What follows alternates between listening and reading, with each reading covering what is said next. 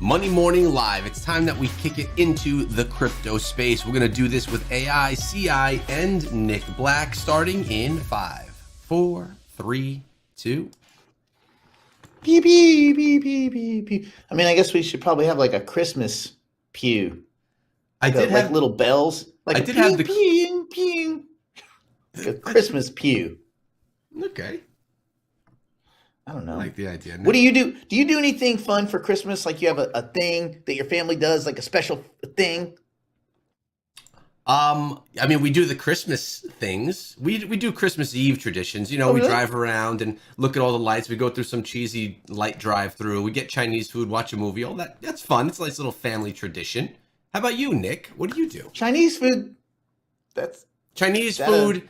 Oh, my wife is Jewish, so Jewish people, they do the Chinese food on Christmas Eve and watch a movie. So we do like a Jewish Christmas Eve, and then we do a regular Christmas Day. I never did celebrate Christmas on Christmas Eve anyway. Do you watch a Jewish movie? No, what's a Jewish movie? Well, Like you go to Jewish like a religious Chinese food, so I No. figured there'd be a Jewish movie. We don't go to Jewish Chinese food. We just get Chinese food, which is what some Jewish people do on Christmas Eve. It's their a movie tradition. about dreidels. I'll teach you a few things here, Nick. We don't watch movies about dreidels. It doesn't sound fun. What are you doing today? Let's go eat kosher Chinese food. Oh, God. Because we're a good half-Jewish family. Oy vey, whatever that means. Oh, yeah. All right, let's see. Not much going on in the crypto land. Looking at some interesting things, but price-wise, pretty quiet. Let's do a quick market recap, and then we'll get into your questions and answers and all that. And then don't we also need to talk about, we were going to talk about mistletoe mania and all that kind of stuff that happened the other day, see if people enjoyed it? Yeah, Nick. I mean, weren't you? Well, I guess we'll ask you. Did you enjoy Mistletoe Mania? You were part of the show. You were part of the festivities. Right, but I wasn't drinking. And I think that may have changed my perspective. So you would have enjoyed it more if you were drinking? I don't know. I don't drink. I've never been drunk. Ever? Wow. You must have extremely high tolerance for alcohol then. What do you mean tolerance? I don't have any tolerance. I've never had it other than mouthwash. If I accidentally drink my mouthwash, I start banging on doors, throwing up. I want to punch people. That Listerine, it's crazy. Woo, man. Oh, by the way, unrelated but related, you should not use mouthwash with alcohol in it. It has like a much higher chance of gum cancer. Really? The only reason they put alcohol, I have a buddy of mine's a dentist. He said the only reason they ever put alcohol in those mouthwashes is because people felt like they were getting more out of it. Well, like when you taste test it. The burning sensation makes you feel like it's burning away all the bad. Yeah, you know, there's other things that give you a burning sensation, and they ain't good either. No, they're not. But hey, Nick, tell me this: you on Mistletoe Mania? I'm bringing us back on the tracks right now. You had you shared something with everyone. It was like your little gift for everyone. What was that? I showed my tattoo. No. Wait. What are you talking? Oh, that was a different mania. Never mind. Yeah, not that one. No. Okay. What'd you share? Fill everyone in. I don't remember. I was so drunk off of mouthwash. Oh my God! I did have two picks. Though. What was one of them? My two picks for 2023 were two of the A's. Algorand, which is currently sitting super cheap at 16.7 cents, which me likes a lot. And I also chose AGIX in the AI space. Now, with the caveat that we still may be a year, 2 years early on AGIX. So with any of these things, you're building into them. But we know for sure Algorand is the Italian digital asset, digital currency, whatever their central bank backed asset is, it's running on top of Algorand. And the word on the street is they have 13 or 14 more government deals. So you call those like big enterprise deals to run stable coins across Algorand. Okay. So what you're saying is a 2-year hold. This is something we'd be kind of legging into now. And as we watch you over the next 2 years, because we're all digital heavyweights, we will then kind of see those things build up over time. Are you a digital heavyweight, Eric? I'm a member of everything here. I have access to it all. It's a perk of being a broadcaster. But you're not really a digital heavyweight. You're I'm about as digital as it gets, man. I'm a very digital You're guy. You're a little of everything. A little bit of everything. Yeah, a little bit of everything. Have you heard the phrase "un poco de todo es mucho de nada"? No, I don't speak that language. Oh, it's that language? But that was Spanish, right? That was Spanish. That's like half the United States, bro. I know, but I don't speak it. I know you speak a lot of languages, but I was able to pinpoint that one. Interesting. Wedo. Sorry. Wedo. Okay. Markets? So I like the Algorand. I like the Algorand for the enterprise deals. I also like it for Silvio Micali, who, if you do a little research, is most of the brains behind, what eventually became Bitcoin. Bitcoin was built on a lot of the mathematics work that he did many, many moons ago. And so probably 85% of the Bitcoin white paper is kind of referencing directly or indirectly Silvio's work. So there is no Bitcoin without Silvio, and he is Algorand, right? He's not the only person. There's plenty there, but it's something to pay attention to. And when the markets are down like this, Algorand is not sexy. They don't communicate. They don't really give a crap if anybody knows about them because they're doing enterprise deals.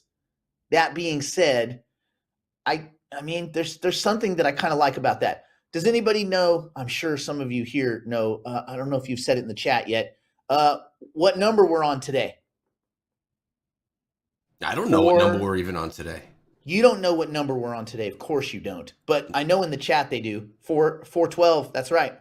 412. Look at that. See? That's how you know we have digital. That's how we know we have digital heavyweights. Do you know what 412 is, Eric? Since you're a digital heavyweight, you ought to nail this. Well, because I work very hard here and I'm always broadcasting other people while you're in digital heavyweights. Yep. I don't know what 412 is, but I'm happy to see the support and the community you've built. 412. No, man.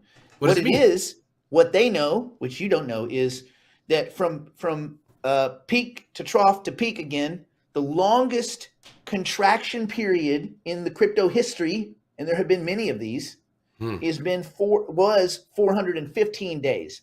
So several days ago, we started to get a counter. So we know that we have, at a maximum, historically speaking, 412 days left before many of us will be cashing out, taking profits.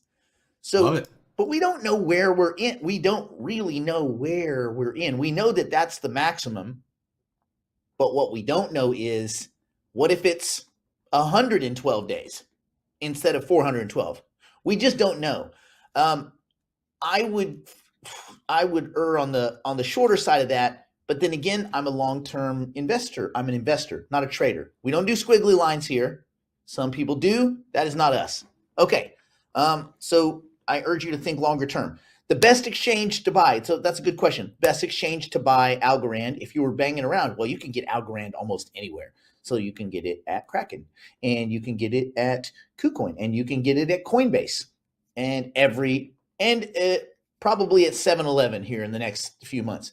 You can get Algorand almost anywhere. Very easy to get. AGIX is a little tougher unless you just buy some Ethereum or USDC, transfer it to a MetaMask wallet, and in MetaMask, you can just swap into it. You don't even have to go to an exchange. You just swap. And I like AGIX because it's the, in my opinion, the best in breed of the AI space, of the AI tokens.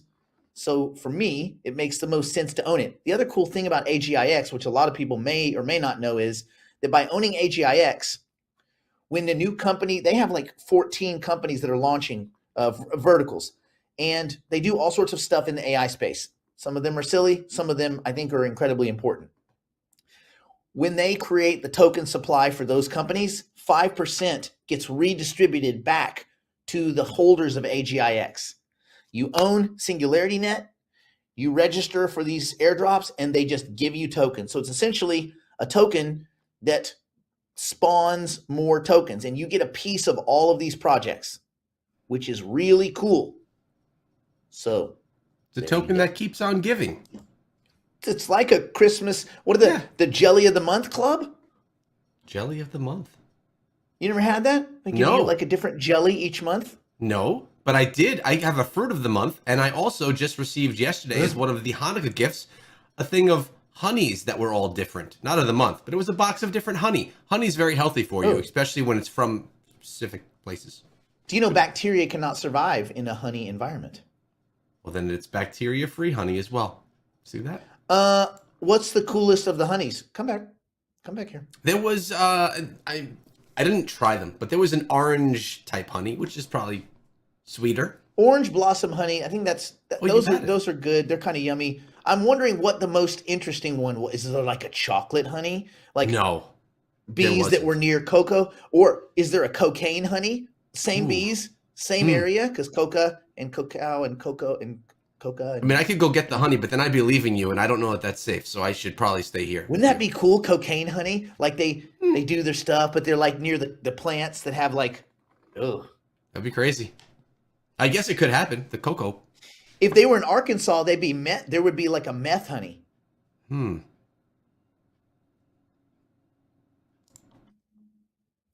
Back to you. Sorry. He's going to hide all his meth. All right. So let's do this. Why don't we tackle the questions and answers section that we have, because we have that frequently, and that way those people at least will feel like they got something out of this time. I love this idea. This is my favorite time of the day. And we're going to start with Jackie. Says, Nick, I'm trying to withdraw my Bitcoin from Gemini, and they froze my account. They said they need to use my photo ID, and they want me to send them a picture and my password. Uh-oh. I'm stalling because it doesn't seem right. Do you think this is okay? Well, one, I would figure out if you're talking to customer service or not. Right. I would be suspect of that. Sending your picture ID and your password, they should never ask for your password. So I would work with customer service. I would log in and I would go to customer service, and I think you would tell them, I'm not comfortable sending you my password. Now, I don't think they're asking. I've never been asked for a password ever. Now, when you log in, you have a password. And the exchange may be asking you to verify. For instance, they may be asking you to verify your ID because someone tried to get into the exchange using your credentials or something like that. So, but they are not insolvent. So I wouldn't worry about that. But you're going to have to go and jump through whatever hoops they have. However, they don't need your password. That's between you and the website. So don't give someone in a chat your password.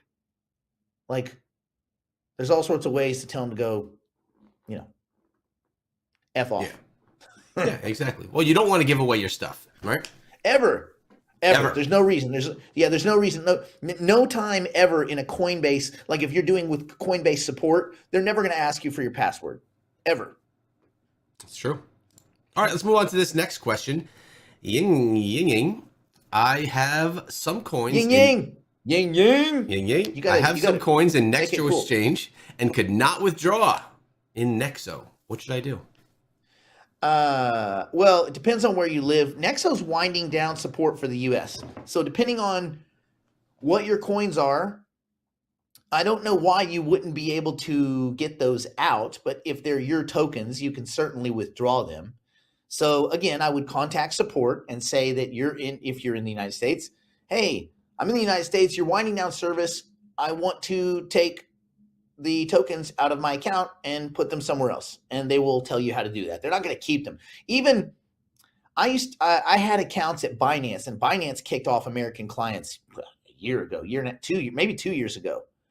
And so, and of course they said you could never log in again and all this, but I went to support and I said, hey, I still have, I don't know, I had three tokens there that at one time were worth like $100. Now they're worth like $4.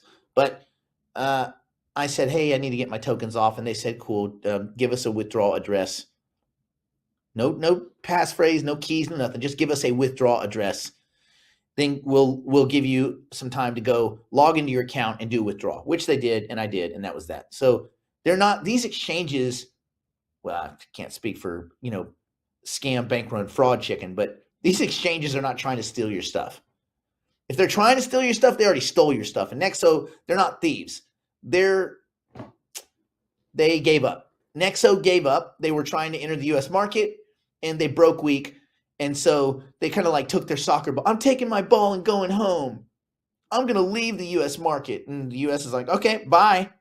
Bye-bye. buy Nexo. So if Nexo wants to come back, they're going to have to do a lot of work.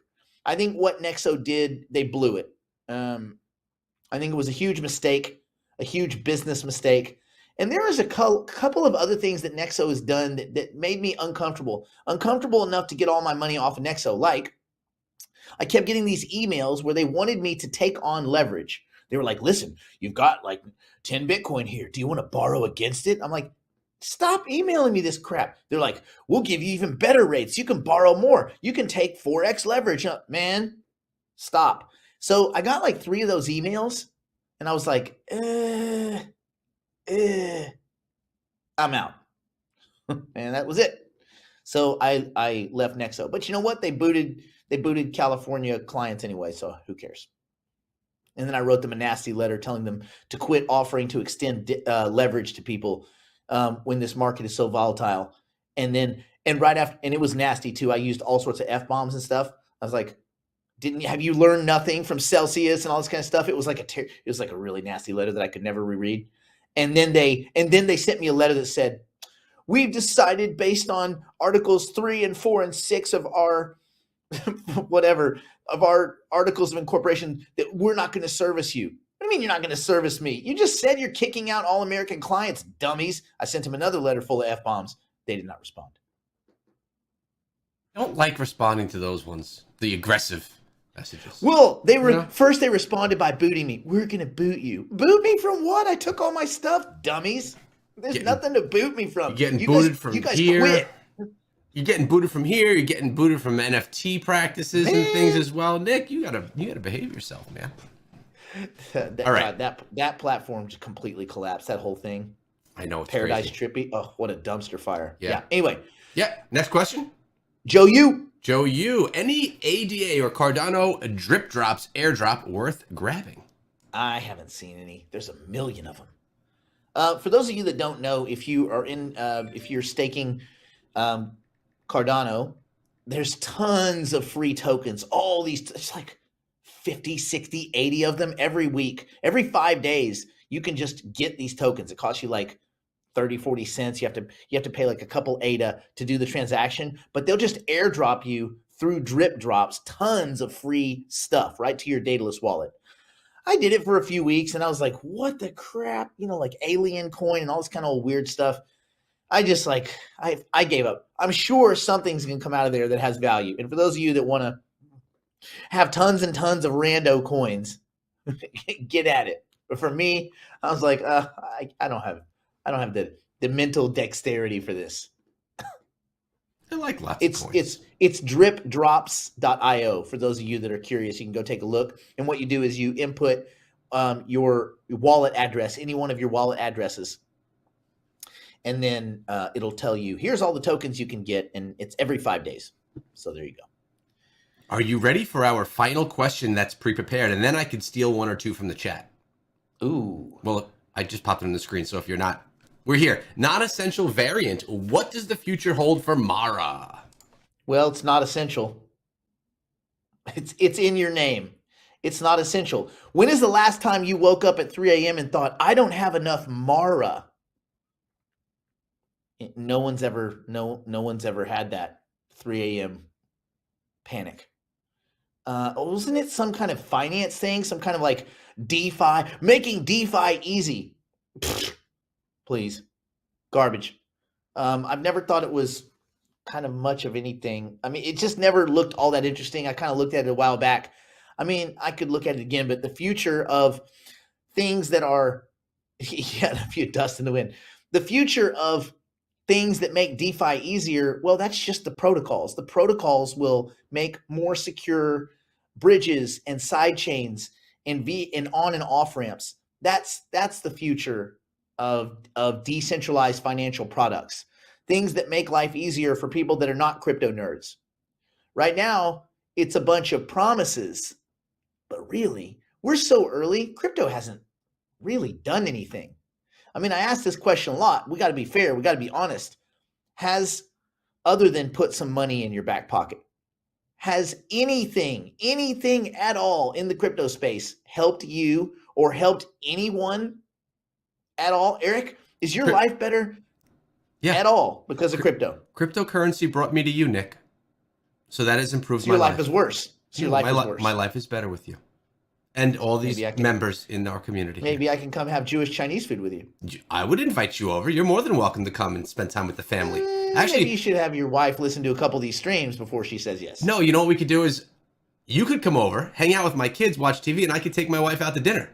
It's so hard to get a babysitter around here. And you sounds like a free babysitter. Yeah, it would be great. Where are the kids? I don't know. They went outside. I haven't seen them since. So look, other than some financial that you made, the crypto space hasn't really made the world better. There's no, you don't wake up and say, wow, this pizza, I ordered pizza last night from Domino's because it's delicious. Oh, I like Domino's. This pizza tastes so good because crypto. Matter of fact, if your name is Laszlo and you're the guy that like traded 10,000 Bitcoin for some Papa John's pizza, your life is way worse. So, we are so early that crypto's done nothing. There's a lot of promise. There's a lot of hope and hopium and a fair amount of whimsy and a whole lot of speculation. And we're just trying to be on the right side of that speculation. So we got to keep it in check. It seems like we're right. Seems like there might be life out there in the universe, but feels nice to be right. Based on the Fermi principle, I would say maybe not. Anyway, off we go. I found another question. It's an in-depth one, so I chose it from Craigo because there's a lot of reading. To build my portfolio on Coinbase, buying in with PayPal, is it better to make one purchase of total amount of portfolio of Bitcoin, then exchange for the other tokens and currencies, or make each portfolio purchase separately via PayPal payment? What would it cost less either way? Well, if you're doing many transactions, if the fee is the same, right? So if there's not a per transaction fee, if it's a fixed fee, X percent, well, then X percent is X percent, whether it's $10, $100, $1,000, $1 million.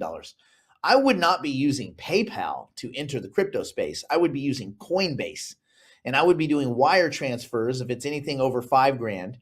And if it's less than $5,000, I would just do an ACH transfer. That's going to be way less.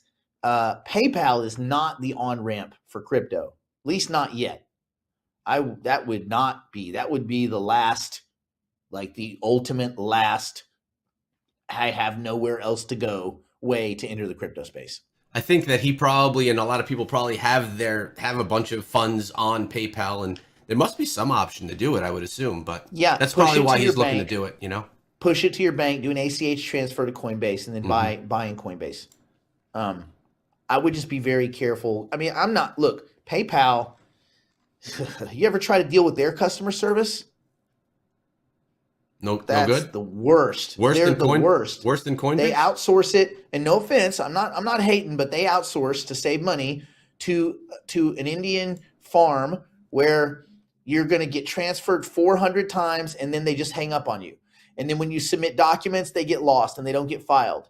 And it's just, man, it is impossible. PayPal is garbage. And be careful because if they're garbage on one side of the business, imagine like, oh no, we're really good at crypto and money and finance. Yeah, but you're terrible at everything else. Yeah. We're terrible at that. We're terrible at customer service. We're terrible at, getting you paid back for stuff that you got scammed on and fraud and all that. Yeah. Obviously we're terrible at that, but we're good at finance. Whoa. Red alert. Trust us with finance. Yeah. Trust us with your money, but not your money. Oh, okay. Stranger danger. I'm out. Stranger danger. Hey, I got another question right here from Film Trader. We see them in the chat. Film Trader. What makes these so valuable? Or I guess he's asking why you like these. Cardano, Cosmos, Polygon, and Algorand. Those are four that you've spoken of a lot of over the past year. Well, Cardano, Cosmos, Algorand, those are layer ones. They are protocols. So much of the future of finance will be built on top of them. I like Matic, which is Polygon. Not Polygon, unless Polygon is a new one, in which case I'll take a look. But I'm guessing you meant Polygon, which is Matic. It is a layer 2 that helps to more successfully scale and widen the reach of what Ethereum, it's a layer 2, and essentially there are many layer 2s for Ethereum. They sit on top of Ethereum and they do a bunch of transactions off of Ethereum and then post the net results to Ethereum, thereby increasing the speed and throughput and transactionability and usability and fungibility of ERC20 tokens and the Ethereum network. So layer 2s make layer 1s better and more efficient by handling a lot of the bulk of the load and then posting the net results into blocks to be put into perpetuity rather than gumming up these blocks, right? You hear the term blockchain, these blocks of data every few seconds or a few minutes that hold a history of a bunch of transactions. And if you can post one transaction every few seconds versus 100,000 transactions, then you clean up the network. So they do this off the chain. So there are layer 2s, which have the same security parameters and kind of safety as the main chain. And then there are layer 2s, and then there are bridges. Basically, so the layer 2s, bridges, side chains, right? Side chains and bridges, a little bit different. Bridges merge protocols together. Side chains kind of do what a layer 2 does. They don't keep the same security characteristics, and so side chains are a little bit less secure, but they can be much faster. There's give and take, right? In all of crypto, you can reduce crypto to very simple, like in your mind. All of crypto is have a block of data, a chunk of data, right? So get the data, agree on what it is. That's consensus. Okay, so that's step 1, consensus. We agree that this is a chunk of data. Send it out to the network, okay, propagate it, and then validate it. Those 3 things. Find consensus, send it, validate it. That's all of crypto. Now, the way they do that's different. The get the block of data part, the chunk of data, agree on it, consensus, that's different. It can be proof of work, proof of stake, distributed, delegated proof of stake, PPOS. There's all these different, it can be proof of trust, proof of liveness, all these kind of consensus mechanisms. But the reality is you're agreeing on a chunk of data, you're sending the chunk of data, and you're validating that chunk of data. That's what crypto is.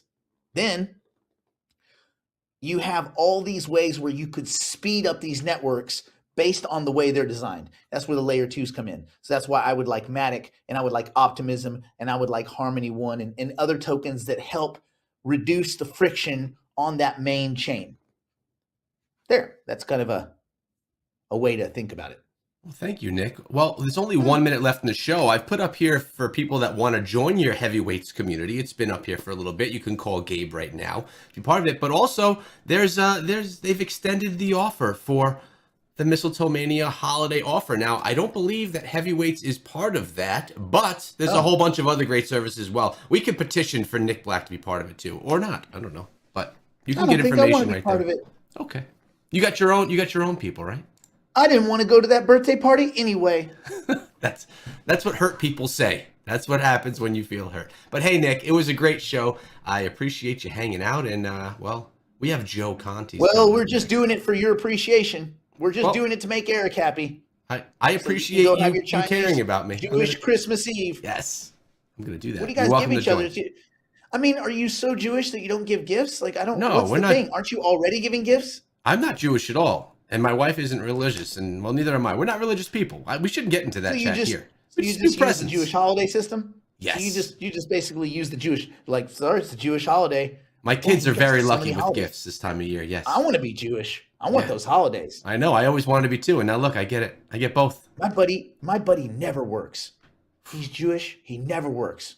Really? I don't think that's true for all people who are Jewish, though. So many days off. Well, that's nice. Yeah. Nick, thank you, buddy. I want so many days off, except from crypto. I want more days. Well, we have days. 24 hours a day, 7 days a week. The crypto market never stops. If you do want to join the digital heavyweights, awesome. If you don't, have fun being poor. I can't prove that. But stay out of trouble, stay in school. We will see you tomorrow, I believe. I think we still have a show tomorrow. We will see you for digital heavyweights. 11 o'clock a.m. Eastern time, 8 o'clock a.m. Do you say 8 o'clock a.m. or do you say 8 a.m.? 8 a.m. o'clock. You don't say it that way. Pacific time. Stay in school. Don't do drugs. Don't do anything. My poor insolvent drunk strung on meth. Or Ryan, who's not Eric, who's not Brandon, who's not Emeg, who's not Elizabeth, who's not Ryan. That's full circle. And definitely not Nancy Pelosi. And I bid you a fond pew pew. Pew pew.